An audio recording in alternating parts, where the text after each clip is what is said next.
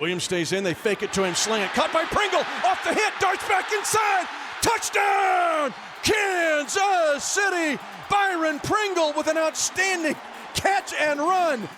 That was part of a big win over the Steelers just a few weeks ago, and after a crazy weekend that shook up the playoff field, we're getting a rematch to kick off the postseason.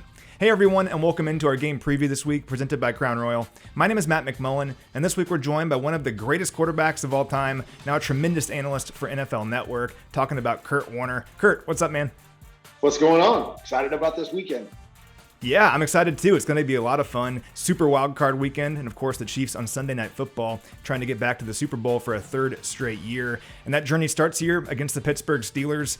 What a season for Pittsburgh. Very improbable. They had about a 2% chance of making the playoffs and being the 7th seed, but then all the craziness of the final weekend in the NFL went down, and here they are setting up this rematch against the Chiefs in wild card weekend. And we'll start here with the Steelers defense because it's interesting. They have a lot of great players on this defense. Guys like TJ Watt, he has 22 and a half sacks this season, tied Michael Strahan's NFL record. Minka Fitzpatrick, Cameron Hayward, lots of stars on this defense. They have struggled though at times. They've allowed the 4th most points in the NFL since week 11. For Patrick Mahomes and the Chiefs offense, what are you expecting from them against the Steelers defense? Well, I'm expecting them to play similarly to how they played the last time. And really what they've been doing down the stretch. Now, you'd like to think that they could come out and run the football because that's where the Steelers have really struggled the most this year, unexpectedly, is between the tackles running downhill at them. You know as well as I do, that's not really the Chiefs' MO. That's not really what they do. I'm sure they will try to run the football a little bit, but to me, really what they've done offensively is they've taken what the defense has given them. We're so used to this team being that big play team that every time out we're expecting, 7 or 8, bombs down the field to Tyreek or Travis making some big plays down the field. But that really hasn't been who they are down the stretch. You go back and watch that game against the Steelers, and I know it was a big win, but it was pretty much the same way, is that everything the Steelers gave them, boom, Patrick, get the ball out of his hands quickly. How do you slow down a guy that just tied the sack record? How do you prevent him from getting after Patrick Mahomes? You get the ball out of your hands quickly. You see it, and you decipher it, and you get the ball out. And so I expect the Chiefs to continue to do that. Now, that doesn't mean they're not going to dial up a number of big plays, because I know they want to get back to that. That's what makes them so dangerous. That's what makes them scary for everybody they play. But right now, it's been more about efficiency. It's about doing the right thing, making the right throw, the right play for Patrick Mahomes, and allowing the team as a whole to win football games, not just the offense.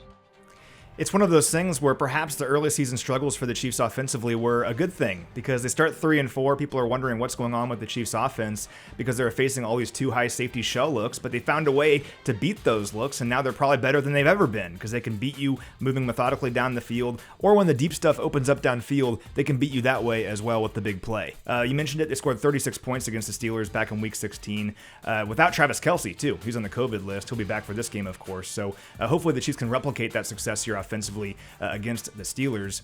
Now, it's interesting, Kurt, because Patrick Mahomes is entering his 9th postseason start here. It's the 2nd most postseason starts for any quarterback under the age of 27 in NFL history. Who is the most? Ben Roethlisberger. He had 10 of those when he got his career started way back 18 years ago, and of course he's had a great career over the 2 decades since. Led the Steelers to a bunch of comeback victories. In fact, 8 of their 9 wins this year are single score victories, and they came back in the 4th quarter in 5 of their 9 victories this season. Lots of playmakers for Roethlisberger, guys like Najee Harris out of the backfield. He has more than 1,600 yards from scrimmage this year. Deontay Johnson in the passing game, Chase Claypool, Pat Freiermuth, rookie tight end out of Penn State that we actually didn't see in that Week 16 matchup. He was in concussion protocol. For this Chiefs defense, how can they slow down Big Ben and his playmakers on offense? Pretty impressive when you talk about that. I didn't get my first start in the NFL until I was 28 years old. So what these guys have done before even getting to that age has been pretty incredible. It's fascinating to watch this Steelers team and to know probably Big Ben's last game if they lose, but last postseason run, that it just doesn't look like Big Ben and what we've seen from them offensively over the years, is that they really struggle to generate anything in the passing game. They're so much of a dink and dunk team, and then every once in a while they'll take some go shots on the outside and hope one of those good young receivers makes a play for them, but they haven't been consistent in being able to create opportunities offensively, those 15 to 25 yard throws, to be able to change the complexion of a game. Because what I know is it doesn't matter how good you are, to try to make 10 and 12 play drives every time you get the football in the NFL is nearly impossible to do. So if Big Ben and company, I believe, are going to have a chance in this game, they've got to find a way to generate some big plays in the passing game. They can't just do what they've done all year long and think those 5, 6, 7 yard passes and the dump offs to Harris out of the backfield are going to get the job done. They've got to push the ball down the field. Big Ben's got to muster up whatever he's got left in that right arm and really be aggressive and push the ball down the field.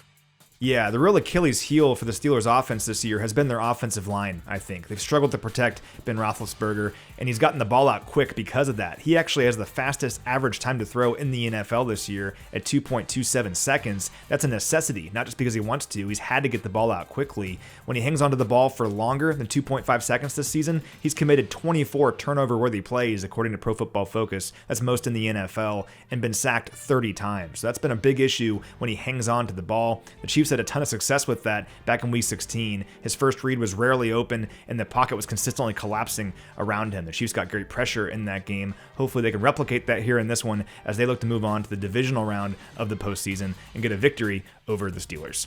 He's Kurt Warner. Catch him on NFL Game Day Live on Saturday at 11 a.m. Central and Sunday at 8 a.m. Central Time. Also give him a follow on Twitter at Kurt13Warner. He's one of the best. Not just one of the greatest players ever, not just a great analyst, also an inspiration. So Kurt, really appreciate your time, man. Great stuff as always. You bet. Thanks for having me on.